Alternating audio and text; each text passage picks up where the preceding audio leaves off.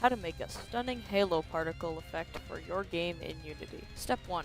Right-click in your hierarchy and go to Effects. Click Particle System. This will create a particle system. While your particle system is selected, go over to the Inspector tab and type in the following values.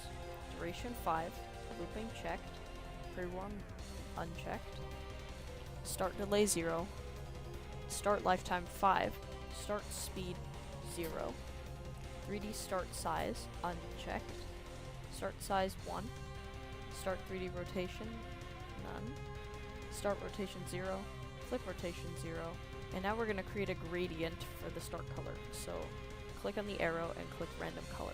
Then with blend classic selected, create nodes by clicking in the gray area below. Set it to 50%. Select the first color node, set it to about a yellow color. Then select the other one and set it to around the same sort of tone for the yellow one. Now for the central one, you're going to want to go a little bit differently and make a slight reddish pink kind of color. With your gradient done, you can exit out and you can see your particle system. It's not looking much like a halo right now, so let's change that. Open up the emission tab and set the rate over time to be 1. Open up the shape tab and set the shape to donut. Set the radius to 1, the donut radius to be 0.05, and set the radius thickness to 1. Arc can stay the same.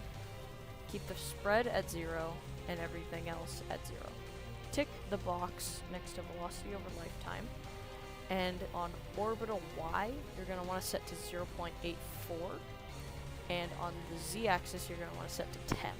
Click on the size over lifetime box and open it up. Click on this preset at the bottom and create a key in the dead center. Now you're going to want to drag the node on the 1 spot and bring it all the way down to 0. Grab this second key handle and angle it so that it is a good downgrade. Select the central one again and even it out. Next, click on the checkbox next to Trails and open it up. Scroll down and the mode should be set to particles. The ratio should be set to 1.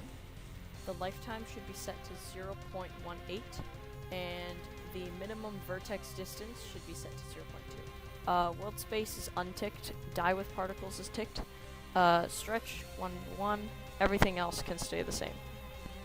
And finally, for the renderer, keep the render mode at billboard, and set both the materials to particles afterburner.